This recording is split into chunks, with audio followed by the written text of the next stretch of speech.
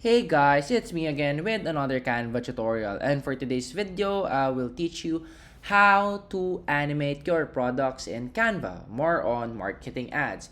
If last video was about how to animate your product demonstrations, now it's about your product itself. So here we can search like shoes, Nike advertisement or something. We can go to templates, maybe find something shoes.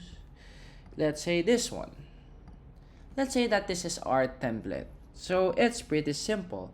So how do we animate this one? Say new arrival, buy now. It's pretty simple. If we want to animate this one, first we animate the shoes. You press the shoes, press on animate. After pressing animate, here we can see a lot of animations. Swipe, whether it's swipe, breathe, or baseline. I think baseline suits better.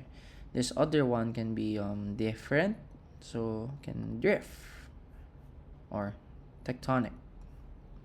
Then this one can be skate. Buy now can be buy now. Then this arrival, we can do a fade here. So now we can see here the animations.